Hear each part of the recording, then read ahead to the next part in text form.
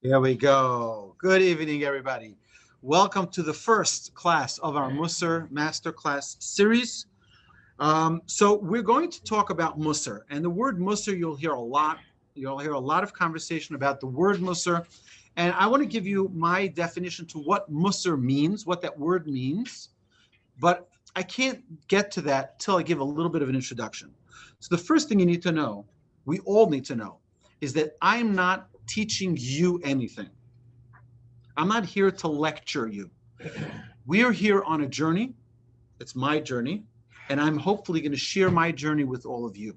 Because when we're talking about traits, about anger, about kindness, about jealousy, about all of the incredible traits that hopefully you all received in the email. If you didn't, then please let me know. But alacrity, appreciation, caring, cleanliness, faith, all of these incredible traits, right? We all measure at a different place with these traits.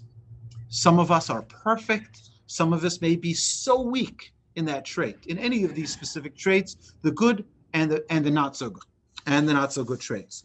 So the first thing I want you to know is that I am not a perfect person.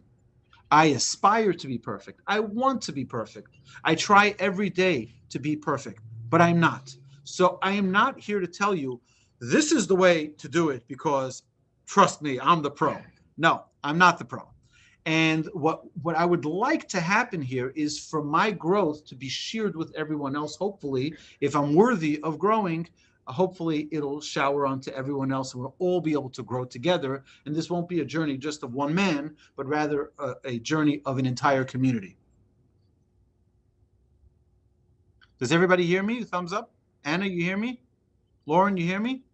Okay, so whoever that was, you might want to just fix your speaker.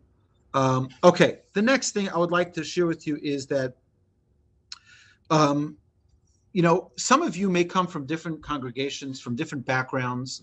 I want to just share and just get this so that you have it clear from the beginning.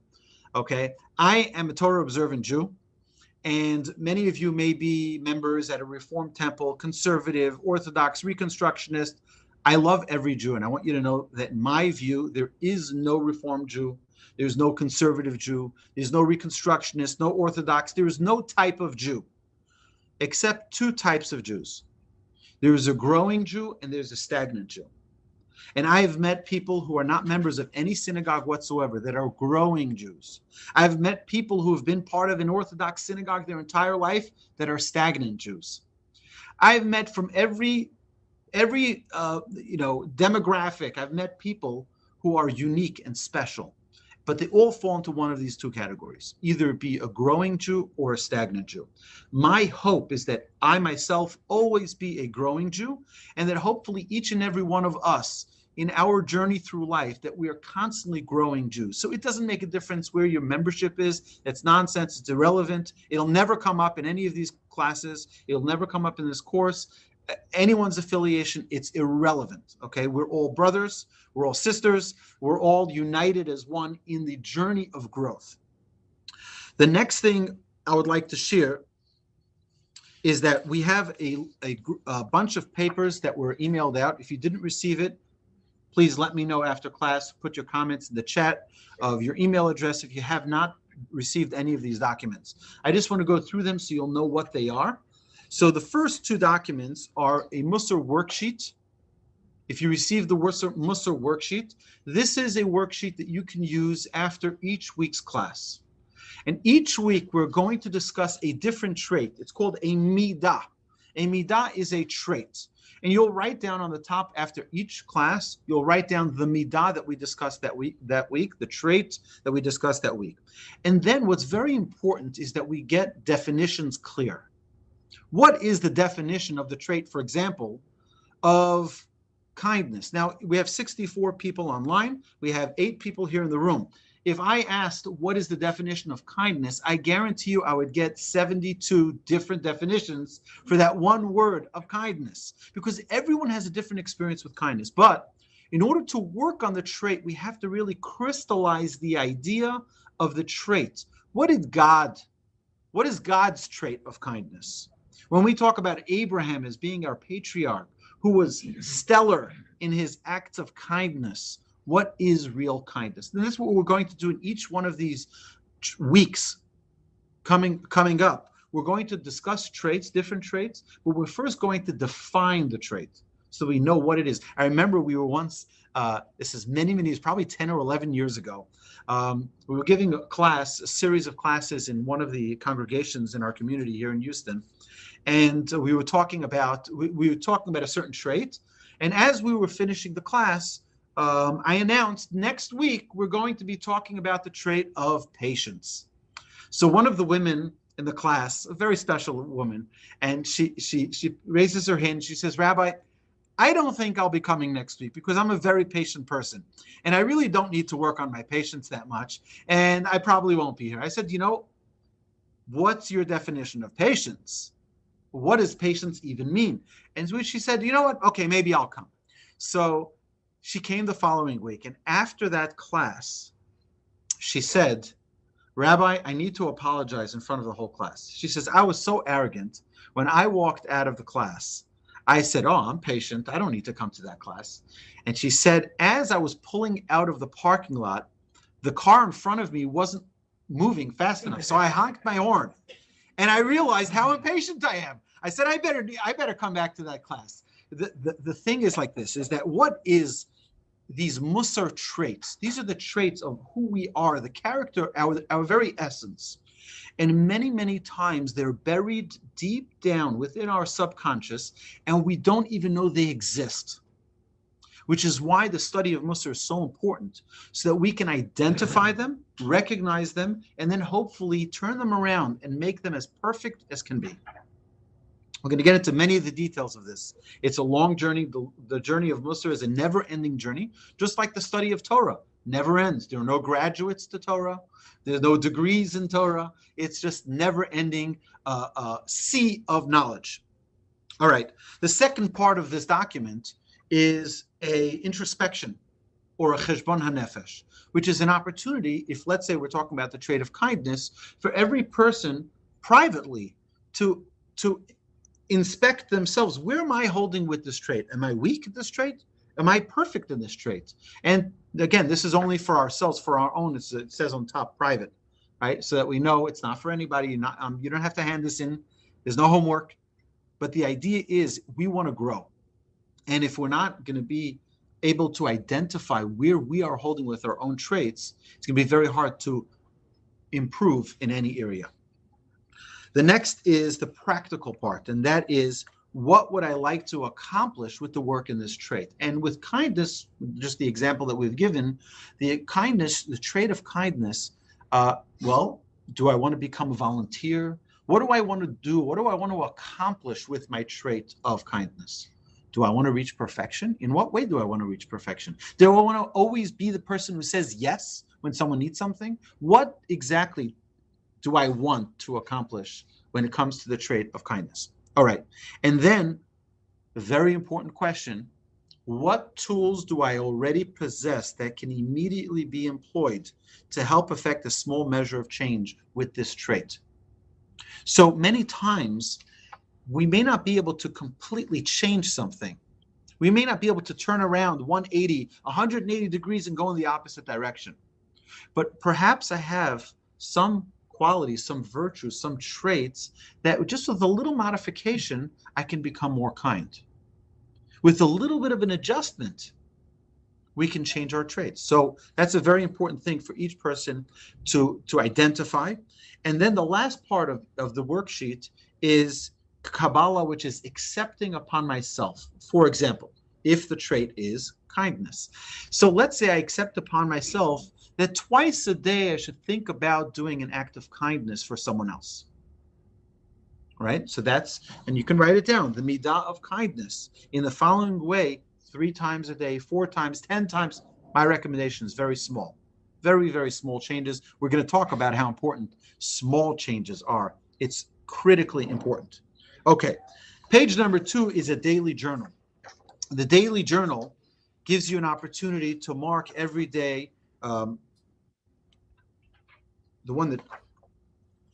which is, it should start from Tuesday. What does it say on yours? It says Sunday? Yeah, it should start from Tuesday. So that would be for tomorrow. On my copy on my computer, it said Tuesday, but somehow here it says Sunday. So tomorrow you would journal how was your acceptance, this trait, this Kabbalah that you made on the previous page, how did it actually pan out? Were you able to focus on it? Were you able to succeed in that challenge? And then mark every single day. Now, what's the importance of journaling? The importance of journaling is that then it comes into your consciousness. What we want to do is be conscious living people who at every moment are attentive to our traits and to our environment and to our growth. Okay, so that is the journaling. That's page number 2. Page number 3 is who am I? Now, none of these need to be done today during class. This is for after, but this is just giving us a tool so that we can learn and identify the unique person that each of us are. There are no two people on planet Earth who are the same. None. Can you imagine, Susan? There are no two people on planet Earth who are the same. We're all unique. What's unique about me? This sheet of paper can show you what's unique about you, because these are different traits, and every single person on this entire class, okay, all of us, every single one of us, we are going to have a different setup, a different makeup of these traits. No two are going to be the same. I guarantee it. Even if you mark all perfect, okay, right, or all weak, I guarantee you, and that's the uniqueness of humanity, is that every single human being is different. Now, these 13 traits are just random traits that I selected. I picked them out of a hat, okay? I picked 13 positive, 13 negative traits. I will also tell you that I'm going to send you, God willing, this week, I will send you a document. You probably can't see it from your computers, but this is a list of 221 positive traits and 330 negative traits.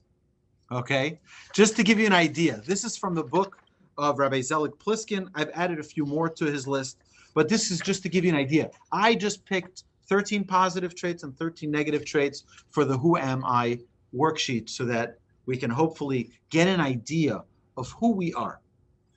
Okay, the rest I'll leave for towards the later part of the class. Let's get started. All right, my dear friends, buckle up. Okay, God created Adam. God created an amazing world, created Adam and Eve. And God, Torah tells us, God blew into the nostrils of Adam a living soul.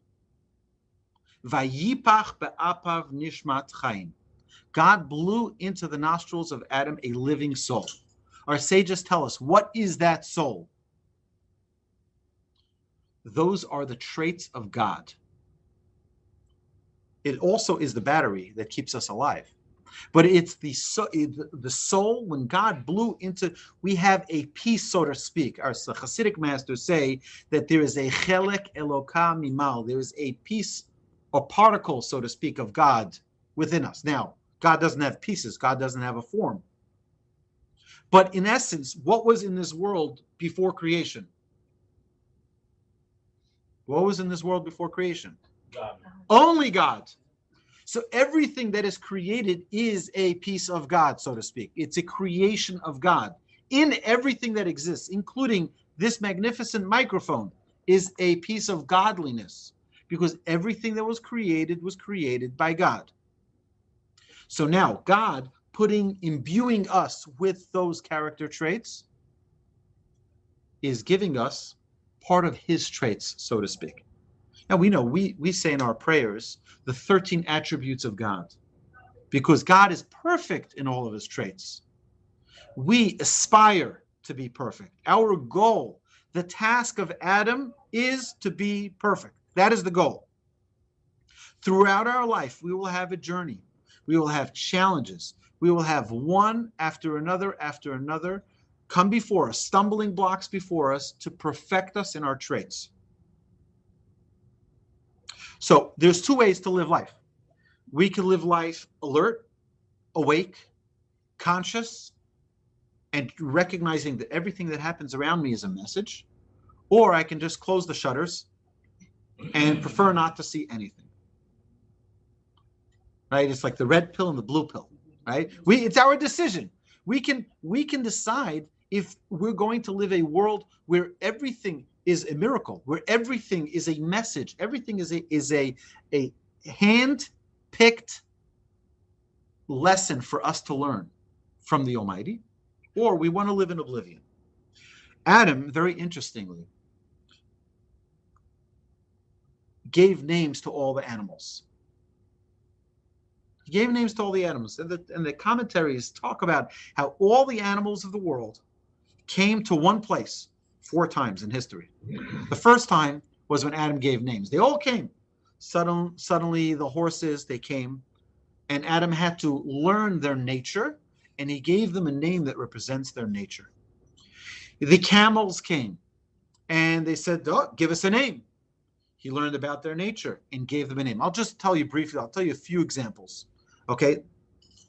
Anybody here familiar with a dog? Everyone's familiar with dogs. Everyone loves dogs. Man's best friend, right? Why? Why? Because it's all heart. It's all heart. It's an amazing creature. A dog is all heart. You know what's unique? You know, men and women are different. I think most of us would agree that we're a little bit different, a little bit different, right? The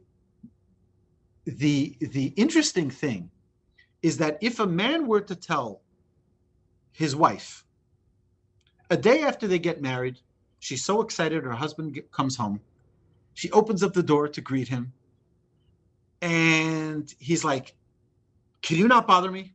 I had a rough day at work. I want to watch my sports and leave me alone.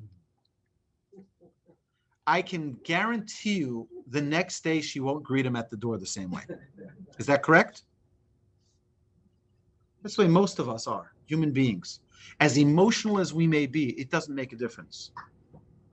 Right? We won't go for an experience that's painful a second time. Why? Because we have intellect.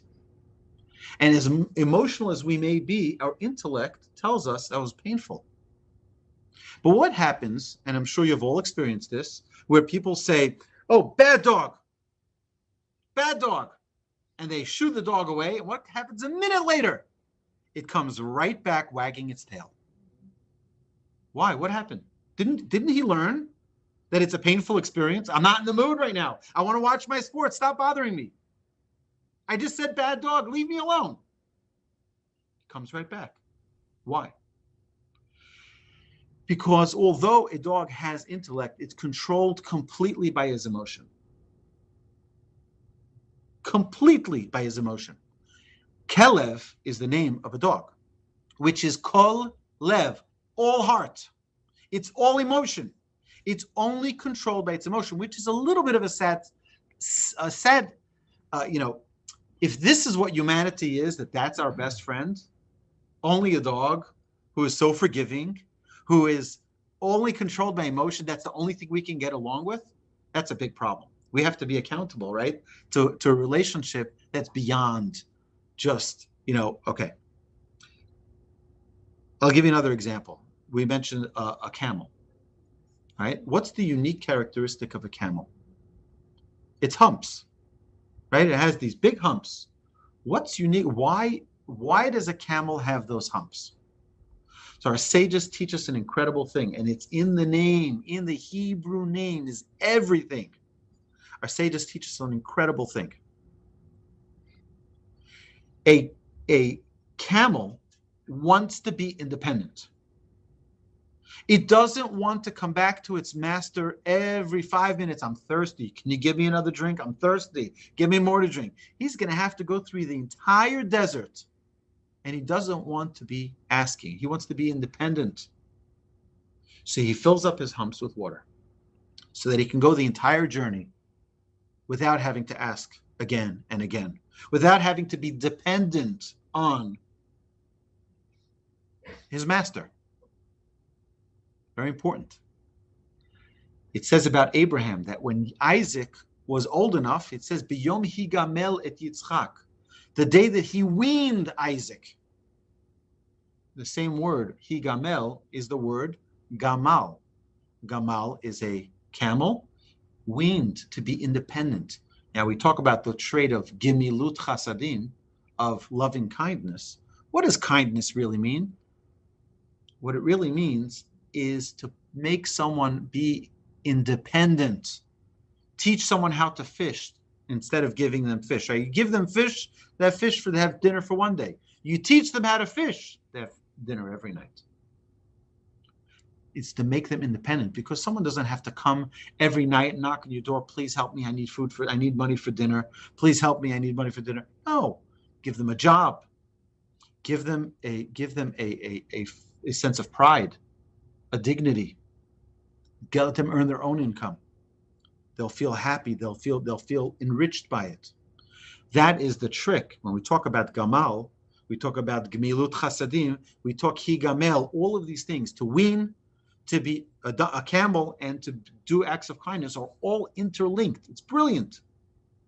This is the wisdom that Adam had to have, the foresight. He needed to understand each animal, to see their nature, to see their unique qualities, and to give them a name that defined their essence. Okay? We're good. Yeah, okay. Lauren, I'm counting on you. Okay, great. All right, so now what is Adam? What is the word Adam? Adam, mankind, all of us. So we know that the Torah says God named Adam Adam. Why? Because he was taken from the Adamah, from the earth. What? He's taken from the earth, so that's... one second. Adam is going through all of these hardships to try to figure out the nature of every animal, for us to just give Adam the name. Why? Because he was taken from the earth. Oh, that rhymes. Right? That can't be the reason why he's given that name. Our sages tell us a very important thing, and this is the most important part of all of Mussar study. We are called Adam because of Adameh. Adameh means to emulate. We are here in this world as human beings to emulate God. We are here on a mission to emulate the ways of Hashem. That is our goal. That is our objective. Every human being that was created since Adam and Eve is here on the same exact mission to emulate God. Be as godly as you can be. And there are many animals we can talk about. We can give many examples, but the idea behind it all is that we, Adam, is like Adamah. You know, Adamah, the earth, right? We came from the earth. But just like Adamah, if you don't plant things, if you don't sow, if you don't harvest, nothing's going to grow. So too with human beings. If we don't educate ourselves, if we don't learn, if we don't practice, if we don't have trial and error, we're not going to grow. In order for us to grow, we need to act like the earth, where we need to take one step at a time, planting and growing and planting and growing. And sometimes, you know what? Sometimes we're going to fail along the way. That's part of our growth. That's part of our growth. I can guarantee you that if we went through everyone on this chat, we'd find that everyone had an experience in their life where they thought everything was over. That's it. My life is coming. Everything is failing. All the doors are closing in front of me. I can't believe it. My life is just dark. To later see that it was actually the beginning of the greatest part of their life. Everyone's nodding their heads here, right? It's an amazing experience that we have to realize that we are like the Adamah. Constantly need to work on ourselves. We need to compare. We need to not compare. We need to emulate God in every way, in every possible way. Is a very important thing. You know, we say in Proverbs, an amazing verse, Hachzek b'musar al teref. Hold on to Mussar, to the Mussar study, to work on oneself. Don't let go. Notzra ki hi chayecha. Treasure that work, because that's your life. The Gaon of Vilna says an amazing thing. He says, our purpose in this world is to never stop working on our traits. It doesn't end. You don't say, oh, finally, I'm in Cancun.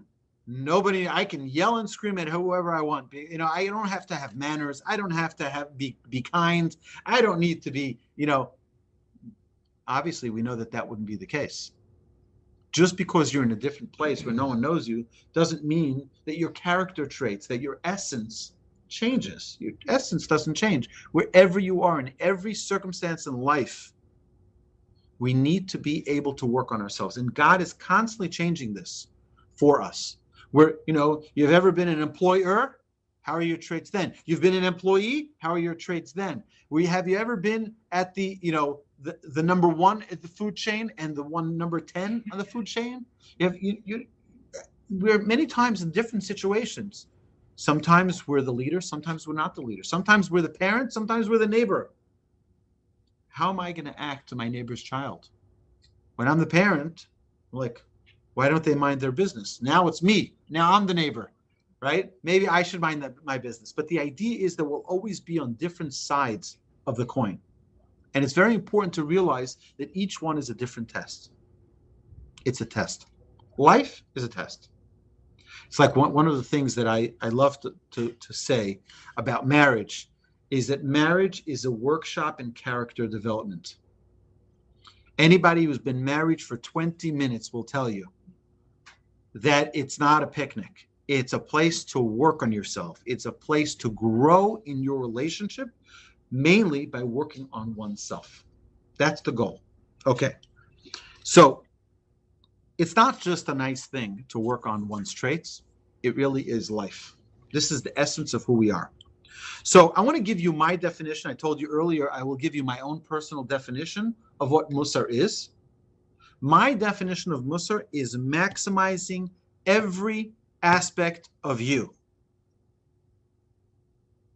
Of each and every person. Maximizing every aspect of you. That is Mussar. And we will see it come together in a plethora of different ways.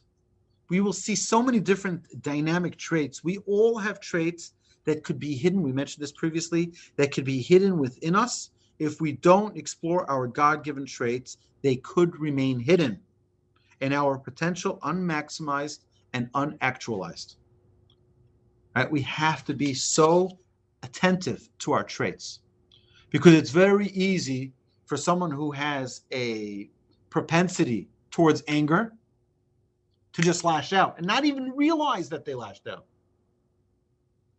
Right? You ever see someone who has a bad temper and you say, whoa, they're like, what? I was just, everything was fine, right? Are you crazy? Right? What didn't you see here? But it's very hard because we don't see ourselves. We don't realize how we sound or how we seem to others. That's why it's very important. We'll see in the process of Mussar study, it's important to have a good friend. It's important to have someone who can be a mirror to you, who can tell you, because we all have blind spots. Right? We all have blind spots. Like right behind me right here, there are many books on the shelves. Now, what's if, God forbid, one of those shelves were about to fall down and hit me on the head? So hopefully someone here, all right, or online or in the classroom here will say, oh, watch yourself because we're about to get hit. It's because you care about me, hopefully, right? And you don't want me to get hit and hurt by something. We all have blind spots. And sometimes we can hit another car, right? And in a vehicle, we all have blind spots. Even if you have that little light that turns on, that little notification in your mirror that tells you there's something in your blind spot, but it's important for you to be able to notice that there is something there. We all have blind spots. Every single one of us has a blind spot. And that's part of what we want to accomplish here is let's see what's in our blind spot. What are my weaknesses? The goal of Mussar is not to say that you're terrible. Oh, I'm so bad, and you list off all of your negative traits, and you go up and down the list. You see, what is it, 330 negative traits, and you're like, oh, Gewalt, right? What am I going to do, right? Look at me, I'm so terrible. You look at the list here of aggression, anger, arrogance, dishonesty, envy, flattery, hatred. Like, oh, what am I going to do? That the goal is not to make us depressed. It's on the contrary, it's to empower us, to give us the opportunity to work on perfecting each and every one of those traits. And God willing, through the process of this course, we're going to hopefully be able to harness those tools, get them, and work through it. Now, I will tell you again, I want to share with you my great grandfather, Rabbi Shlomo Wolbe's father-in-law, worked on a single trait of greeting every person with a smile for 2 years. For 2 years, he worked on this one trait. Can you imagine working on one trait?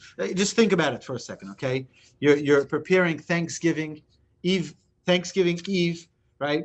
You're preparing, you have family coming in, you have your children coming in from college, you have, your cousins are coming in, and you're busy cooking in the kitchen. And your neighbor comes over and wants to schmooze. It's like the worst time. It's like everything is like, schmoozing now? What are you going to schmooze now? Now it's like, guess what? Greeting every person with a smile. Even then. What's that? You can put them to work. Yeah, put them to work. But we all understand that if we really want to work on perfection of a trait, it's going to take a tremendous amount of work, much more than the 1 week we talk about each trait, or perhaps 2 weeks. It's a hachzek b'musar al teref. Never stop, never leave go of the work of Mussar, because this, as a whole, will take a lifetime to perfect all of us. Okay, so we see an unbelievable thing that the first thing we need to do is to take stock of an inventory of our own traits, of me. Who am I? Right? My grandfather was known that in his yeshiva, he would talk to the students about Mussar study, about self-identity, character.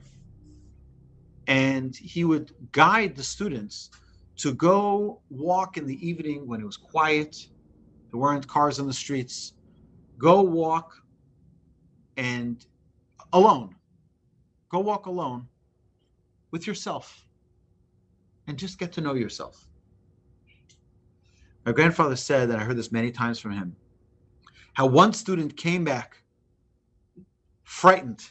He said he was white like a paper, right? He was white like a goat. And he opens up the door. He knocks at my grandfather's door. My grandfather opens up. He says, "What's the matter?" He says, "I went on a walk like you guided me, and I met someone I've never met before.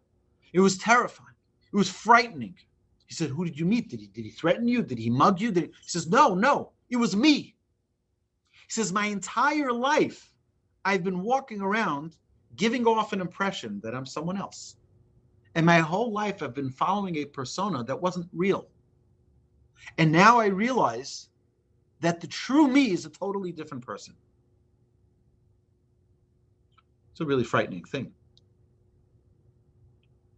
If we don't know who we really are, it could be very frightening.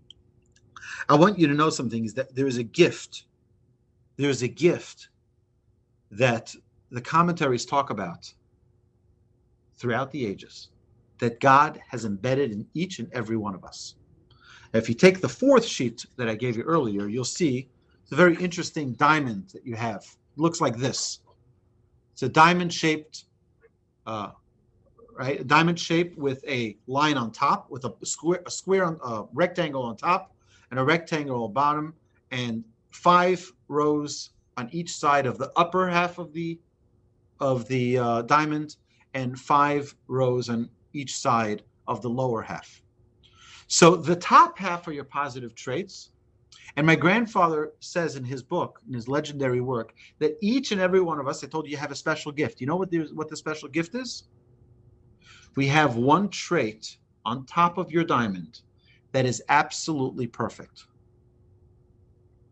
We all have a single trait which is absolutely perfect. We said that God gave us traits. We got parts of it. We got pieces of it. Not perfection, except for one trait. One trait. One trait we have perfect, and we have one trait which is our weakest, I would say, imperfect trait. So what's the question? I already read your mind, Lauren, right? You're saying, okay, what's that trait?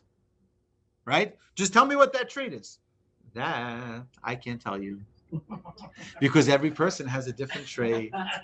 And only you know what that trait is. And only you can, in fact, investigate what that trait is. Now, if you're married, your wife can help you.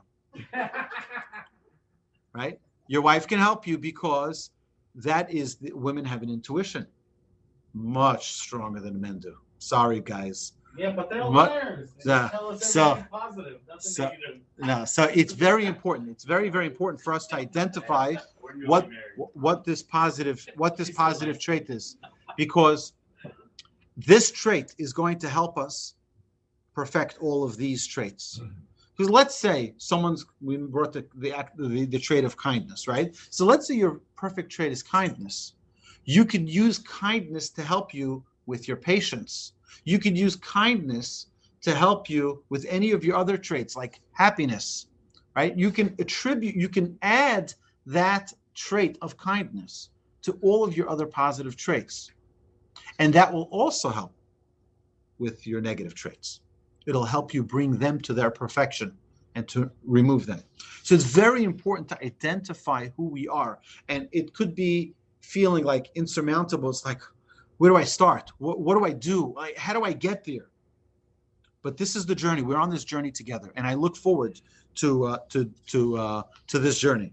It's quite an experience, but there's something very important that we saw a couple of weeks ago in the Torah portion. We know that Jacob passed away, and before he passed away, he gave blessings to all of his children, except for two. Two children, he didn't give them a blessing. That's Simeon, and Levi, right? These two brothers, the tribes, did not get a blessing, but rather he reprimanded them, and he tore them apart, and he tells them, "You guys used violence. You guys." You wonder, like, to all the other brothers, Jacob is giving a beautiful blessing, wishing them with this and wishing them with that. And it's like, such kindness. And here, Shimon and Levi, they're getting beat up. Sages tell us something amazing. That they, in fact, got the greatest gift of all the brothers. Because what is a blessing? If I were to give you a blessing, you say, oh, you should be so successful in your business, right? You should be, the challenge that you're facing in life should be cleared up and all taken care of. God should help you, right? Does that mean that it's going to happen? No. Is it in your hands to make it happen? Probably not. It's putting a goodwill out there, asking God for that goodwill, and is it going to necessarily come to fruition? If God decides that you deserve it, you'll deserve it. You'll get it. If he decides that you don't deserve it, you won't get it. But what happens if I tell you one of your traits? That is something that is in your hand that you're able to change by yourself. That is something that you can work on. It's right there. The greatest gift that Jacob could have given Shimon and Levi, the brothers, he told them their flaws. He told them about their self-identity. He opened up a window to them that was closed. He shed light into what the essence of who they were. What was the essence of who they were? That does not mean, by the way, that you go back to school or you go back to your synagogue or to your club with all your friends and you tell them, oh, just by the way, I wanted to tell you, your negative trait is this and your negative trait, and you should thank me for that because it's the greatest gift, right? Because as we'll talk about love and rebuke. It's one of the very, very important traits, is that even though it's a commandment in the Torah, do you know that it's a commandment in the Torah in Leviticus? It says that you have to reprimand your fellow. If you see someone doing something, you have to tell them. If you see someone who is failing in a specific area, you want to help them, you have to tell them. But there's a precondition. The precondition is that it's not done out of anger. It's not done out of hatred. And it's not done out of anything other than love. And even then, our sages tell us a very important rule. The Talmud. The Talmud says that just like there's a mitzvah to reprimand someone who will listen, there is a mitzvah not to reprimand someone and not to give critique to someone who will not listen. That means if you know that they're going to listen, they're going to accept your reprimand, A1. If you know that they will not, you're not allowed to say a word. So what's the obvious question? Well, how am I supposed to know? How am I to know if someone's going to accept or not? Well, then you better get moving on getting to know them better. If we don't know them well enough, we have no business walking over to strangers and telling them, oh, that's not the way you should educate your child. You should try this technique or that technique. Or you shouldn't put... Yeah, people are filled with advice and filled with telling you what to do, right? Our sages teach us that it's very important before we reprimand someone else, before we give guidance to someone else, we have to make sure there are a bunch of preconditions. Make sure it's out of total love and make sure that you know that they're going to accept it. You have to say it in a way that's really, really a beautiful and loving way. And not just because you're upset, you got to let this out. Okay, I'm done. I've heard so many people tell me this over the years. They're like, that's it, Rabbi. I just can't hold it anymore. I have to say something, right? Well, are you saying it for yourself or are you saying it for them? If you really love that person, right, you won't say anything. I'll actually share with you a story. Okay. There's a story. This happened probably 13 years ago. Maybe more, maybe less. I don't remember. It was a long time. It was at least more than a decade ago. And something happened that I was very, very embarrassed by what someone did. And I was extremely embarrassed, like to the point where I was like, I had to leave the room. I was so embarrassed. And I remember when I walked out, I said to myself, I am not going to say a word for 2 weeks. That's how upset I was. I'm not saying a word about the story for 2 weeks. I walked out, I put on my poker face, I came out and everything's fine. I didn't say anything. 2 weeks later, the opportunity came where I was able to have a very pleasant time with this person and then said, there's something that happened that you probably didn't even realize happened. But I was very, very embarrassed. Oh, tell me, please, right? And I was able to share that information. And the person was genuinely sorry that this ever happened. Now, many times, if we don't take that time, if we don't separate between when something happens to us and we're all worked up and responding to it, we know what happens. It's World War III. And if that's a spouse, it's World War IV, right? It becomes a terrible clash.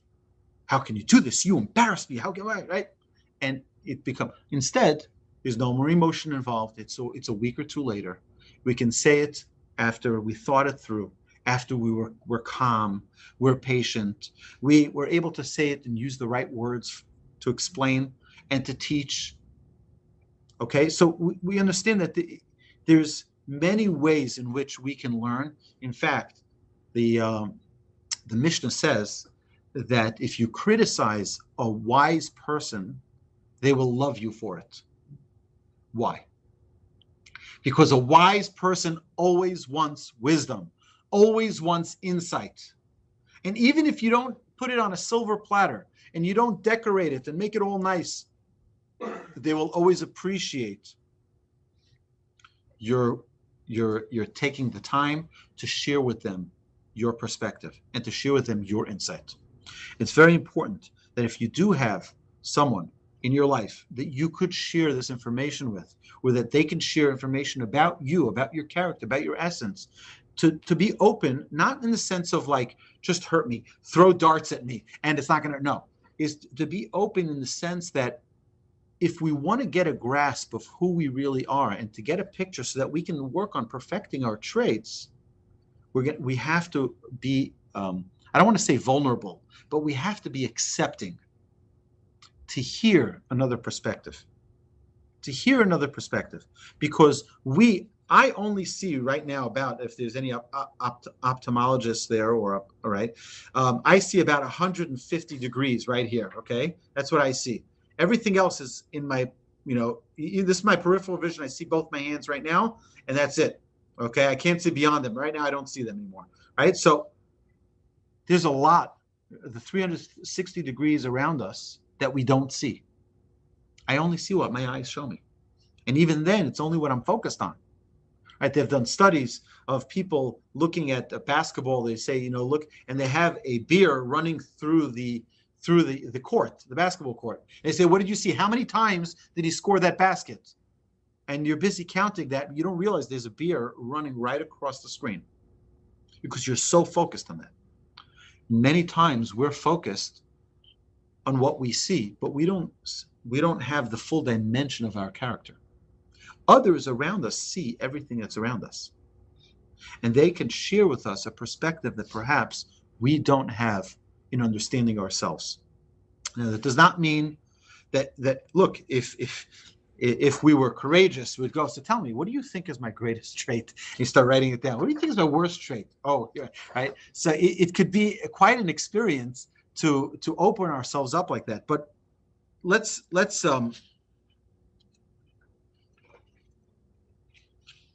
start. Let's start by identifying our own traits, right? I gave this list on page number 3 so that we have just something to work with till next week when we start another trait, to just work on these traits and think about it. It's not going to take it's not a 10-second, it's not a quiz, like, it's like, think through it. What does this trait really mean to me? And on the bottom, if you notice, on the bottom of this page, it says the date. Because at the end of this 10 weeks, you're going to do this again.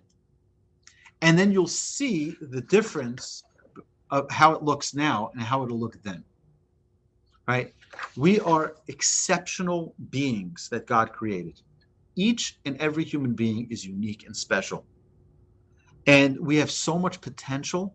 We have so much opportunity. And that's the beauty of life. Life is just one amazing opportunity for growth. Every challenge we have is custom made for us to accomplish and achieve that greatness. So I want to talk a little bit more about what it means to have Mussar in our lives. So I want to give an example, and I've shared this in the past in different classes, but there's an incredible midrash. The midrash says the following.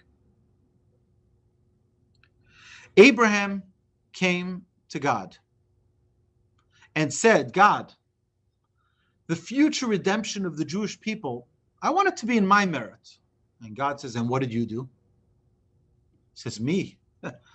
I waited 100 years to have a son. And then when he was 37 years old, you told me to bring him as an offering, the binding of Isaac. I was ready to dedicate and commit everything that I had to you.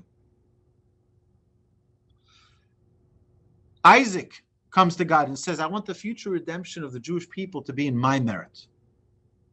And what did you do, Isaac? He says, when my father was bringing me as an offering, the binding of Isaac, that's me, right? He says, I was pulling the sword on me. I wanted to dedicate and show my commitment to you. And the same is with Jacob. And Jacob says, I was by Lot, by my uncle. He was a cheat. He was a shrewd businessman. He was dishonest with me. And I never lost my faith. And I never followed his ways. And notwithstanding all of the challenges, I stayed committed to you. Commitment. And Moses and Aaron and Joseph and all of the great legends of the Jewish people came and said, it should be in my merit. And Rachel interrupts. Rachel interrupts. And she says, God, the future redemption of the Jewish people should be in my merit. And what did you do, Rachel? Rachel says, I gave up my entire life, my entire future, so that my sister won't be embarrassed. So that when her sister Leah was switched under the chuppah, under the canopy, and Jacob was going to ask, what's the secret code? And she wasn't going to know. And she'd be humiliated. You see, she's a cheat. Or Lot was a cheat. The father was a cheat. And she'd be embarrassed. An amazing thing. She was ready to give up her entire life so that her sister not be embarrassed. Do you know what strength it takes for someone to be willing to give up their entire existence? Because she knew her father was a cheat. She knew that Jacob worked 7 years to get her hand in marriage.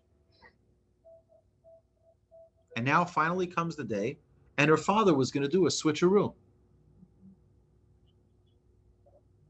And she, for all she knew, was never going to be married to Jacob ever again. And she was ready to give it up for what? For her sister not to be embarrassed. God says to Rachel, Min'i kolech mi bechi, you can stop crying. Because it is in your merit that your children will be redeemed. It is in your merit, because dedication is not enough. Commitment is not enough. But someone who's ready to change who they are for someone else, someone who's able to be selfless for someone else on such a high level, to be able to give up everything. I mean, think of it. Put yourself in Rachel's shoes. Put yourself in. Who, 7 years, you're excited. Your betrothed is working the fields, working the flock so that he can marry you. What bride is not excited for the day of her wedding? And suddenly she sees, at the last moment, father is going to do the switch. And she says, I'm ready to give it all up so that my sister not be embarrassed. That's not commitment or dedication. That's much more. God says it's in Rachel's merit. It's in Rachel, such a great, that's our matriarch. Everything that we have today is from that greatness of one moment of Rachel's unbelievable selflessness. It's greater than Abraham and Isaac and Jacob and Joseph and Moses and Aaron and King David and King Solomon, everyone. Only Rachel. Because there's a difference between being committed and dedicated. Yeah, I'm a committed Jew. I'm dedicated. Versus, I'm willing to change my entire world for someone else. That is a level of perfection of character that hopefully we will be able to learn from our matriarch. Make that part of our lives. That we can be, when we walk and someone insults us, that we can still love them. And we can be gracious to them. And we can be kind to them. We'll see the traits of the human being are so marvelous and so incredible that we will see that we could be superhuman if we only were able to identify the traits that we have hiding within us. And we all have them. We all have unbelievable talents and unbelievable skills and unbelievable abilities that we don't even know. And with one little adjustment, one little change, even just identifying what those traits are, getting some type of markings in our journal. Today, I realized I was a little bit selfish. Best, by the way, to focus on our positive traits. I know we have a tendency to immediately talk about all of our negative traits. Right? Don't go there. Focus on your positive traits. And it's okay. I remember we once asked my grandfather of blessed memory, we asked him, isn't it a little arrogant for me to think that I'm a kind person? Isn't it a little bit arrogant for me to think that I'm such a loving person? Isn't it a little arrogant? He says, it's fine. We'll get over it. Right now, you have to identify it. You have to identify it. So my recommendation would be this week to focus only on the positive traits. And if you notice during the day, you know what? I was patient with someone. I was kind. I was thoughtful. Mark it down. Identify your personal, your positive traits, because it's a journey, and you'll see those traits coming up again and again. But we have to uncover them. We have to unseal them, because we've been thought, for whatever reason, I don't know why, human beings, we're all trained to think like, push it aside. I don't need to talk about my positive, and my negatives. I'm filled with negative traits, right? I have so many things I want to fix. Let's not worry about our negative. We first need our positive. And it's not like a pep talk. Oh, be positive, everybody be positive. Right? It's like, the idea here is that we're filled with so many beautiful traits. And we're going to try to unlock them. We're going to try to unlock them. Now, I want to share with you one more story, and then we'll unlock the mute.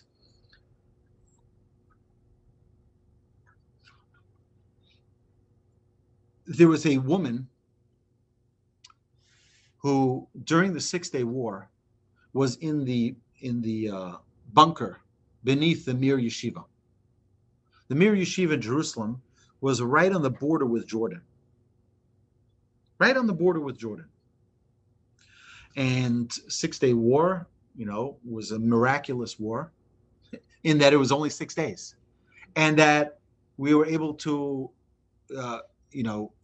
gain control over Jerusalem, the West Bank. And it was really an unbelievable open miracle. But on the 5th day of the war, something happened. And Reb Chaim Shmulevitz, the head of the Mir Yeshiva, declared to his students, I just want you to know that tomorrow the war is ending. What is he, a prophet? What did he know?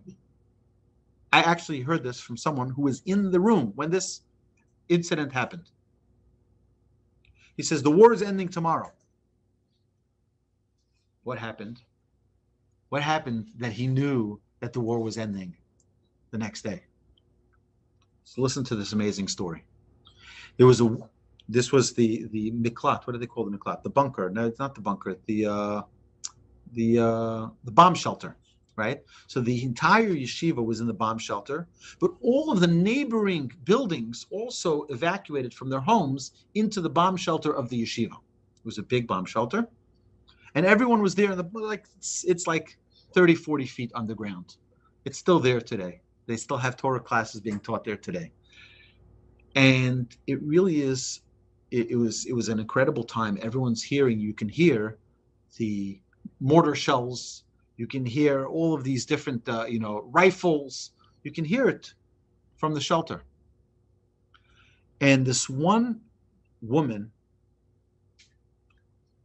at a moment that the entire building shook, the building was hit by a tank shell, and the entire building shook. This woman stood up and she said, I forgive my husband. She yelled it out. The rabbi heard that. He told the students immediately, the war is ending tomorrow. What's going on? What is the story? I'll tell you the amazing story. This woman's husband was an evil person. He walked out on her with her many children. One day, didn't show up. The second day, gone, Over. They can't find him. They don't know where he is. He just walked out on them. And obviously, she was left with a very challenging life, having to raise her children herself, having to support her children herself. And this woman is what we call an aguna. An aguna is a woman who cannot marry anyone else. She can't even get married. It's like the worst case scenario. When this building was hit by that shell, she took it as an opportunity to shake up the heavens, to do something which she didn't need to do something which no one in the world would ever ask her to do. She went beyond what she thought she was capable of. And she was able to forgive. No one would ever ask her to forgive. She doesn't need to. But she did something which was so great that it shook up the heavens. And the rabbi, when he heard her yell and say, "I forgive my husband," he said that tears up all the decrees.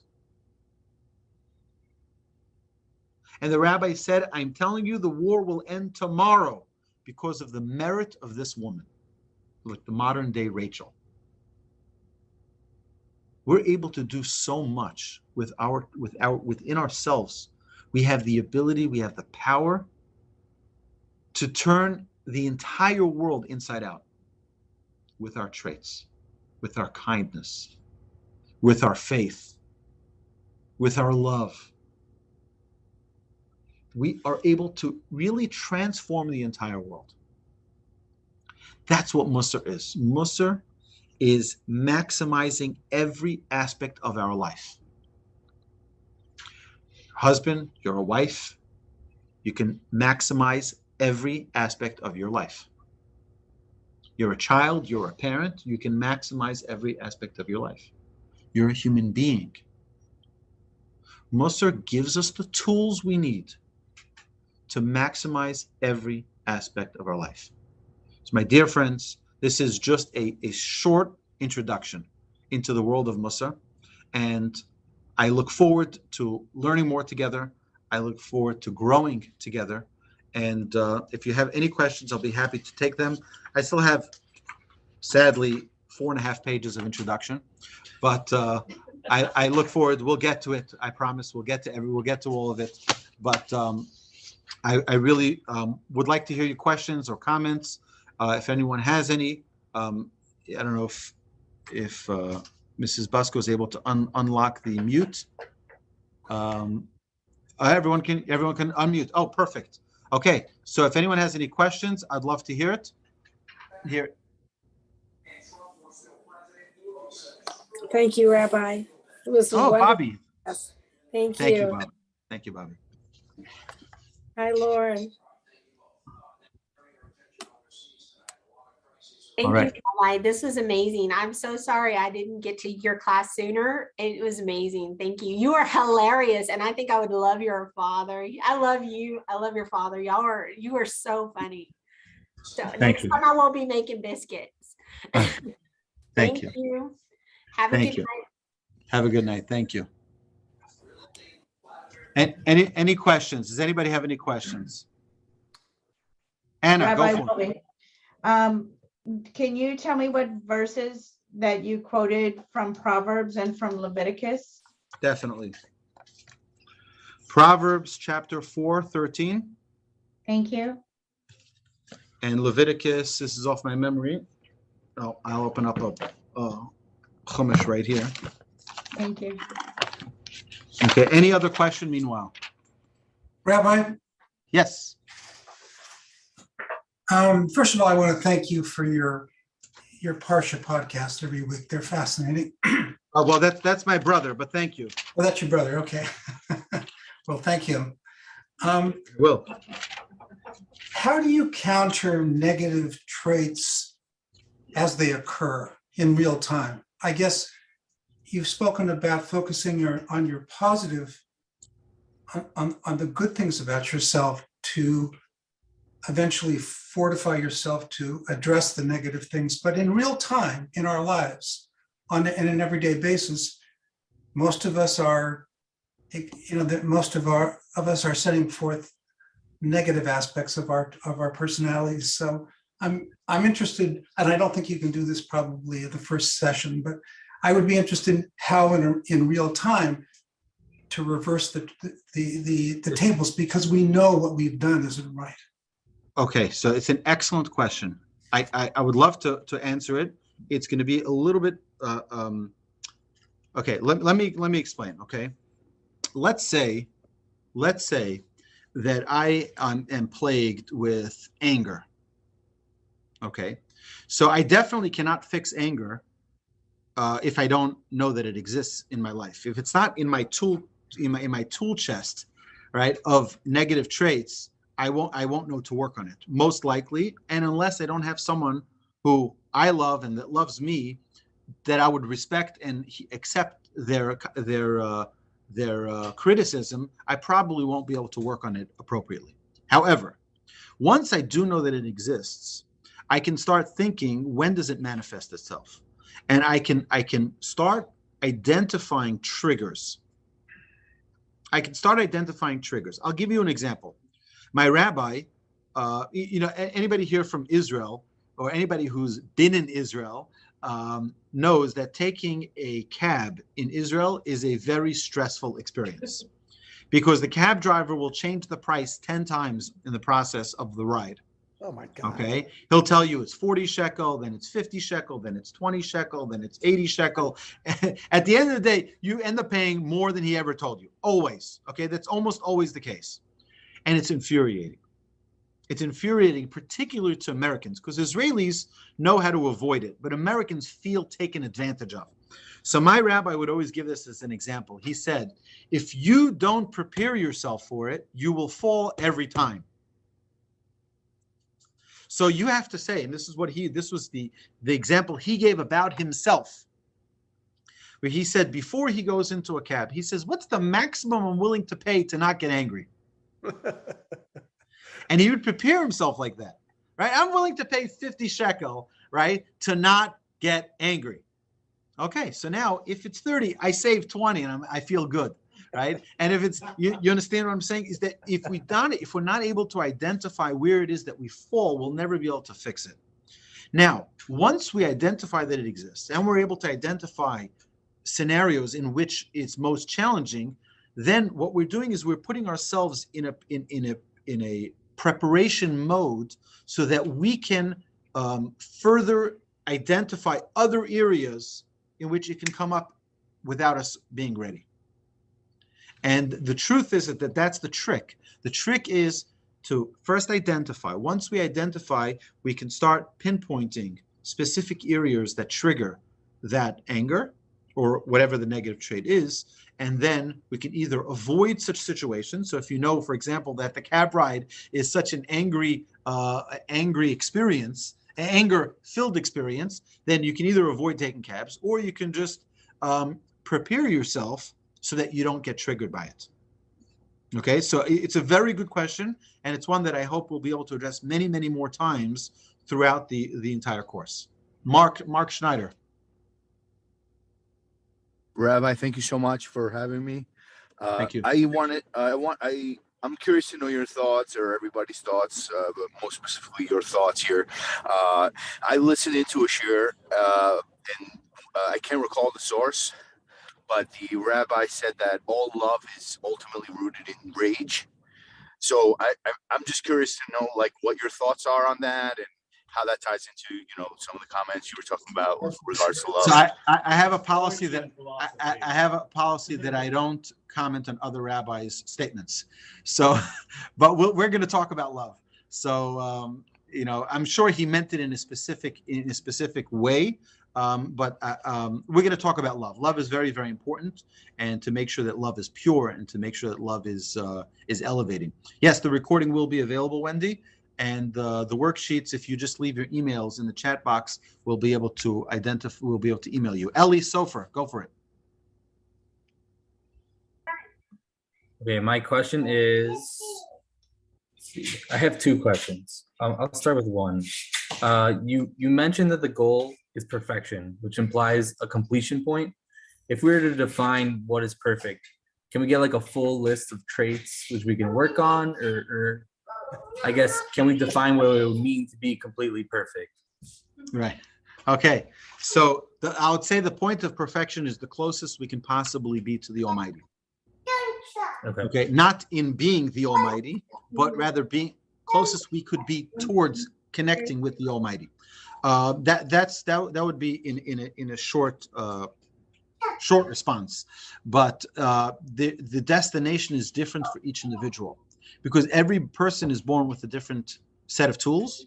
Every person is born with a different set of challenges, right? So one person could have grown up with a family, with siblings, with parents that are one way, and relatives and schools and friends and influences and communities, and another one could have grown up in a completely different set of structure. Each one's destiny is going to be very, very different. Each can find their own perfection. Means it's not the same. It's not like a cookie cutter. Everyone's got to be the same thing. No, everyone's unique. I don't want nobody should end up like me, and I shouldn't end up like anyone else. You should be the greatest you, and every person here should be the greatest version of themselves. You understand? So we can't put like, oh, if you follow A, B, C, D, E, F, G, then you will end up, looking like that. No, you have to be the best Ellie or Eli that's out there. I understand. Okay. What's the second question? I guess it kind of flows in well. If our purpose is to never stop working on our traits, then what's the purpose of having like a mission or a goal? Because any direction that your life goes, we can continuously work on our traits. So is there a purpose to kind of like drive your life, or should you be reactionary and kind of focus inward on your traits as you go through life? Do you understand the question? Yeah, it's a good question. I want to think about that if you don't mind. I don't have an answer for that. Sure. I'd love to think about it and get back to you. Maybe next week I'll have a chance to address that. Okay. It's a great question. Thank you. All right. Any other questions? Rabbi Yaakov Wolbe. Rabbi Yaakov Wolbe, you want to share some wisdom? The legend, he's with us. You're a hard act to follow. I'm just enjoying it all. Great to see everyone, new friends and old friends. If I knew I'll be on camera, I would have sent the kids out. So I apologize for that. But no, thank you so much. And it's great to see everyone. And this was amazing. Your kids are beautiful. Your kids are part of your beauty. Absolutely. Yes, thank you. Thank God they get their looks from my wife. Thank you, Rabbi Yaakov, for putting this all together. Any other questions? Nope. Rabbi Wolbe, will you be sending out the list of hundreds of midot? Yes, definitely. I'll keep you busy for a long time. The 330 negative and the 221 positive. Absolutely. I'll send that out to everyone on the list. And everyone is welcome to email me if you have any questions throughout the week. My email is awolbe@torchweb.org. That's AWOLBE @TORCHWEB.org. All right, everybody. Have a terrific evening, and thank you so much for joining us tonight. I look forward to seeing you. Rabbi Aryeh, good to see you. Thank you, Rabbi. Good to see you, Lauren. Thank you. Good night. Good night. Thank Thank you. you. Good week. Dear Rabbi, there's some questions. Go for it. You gave us the definition of Mussar, but it's a Hebrew word. What is the translation? A good question. 1 second here.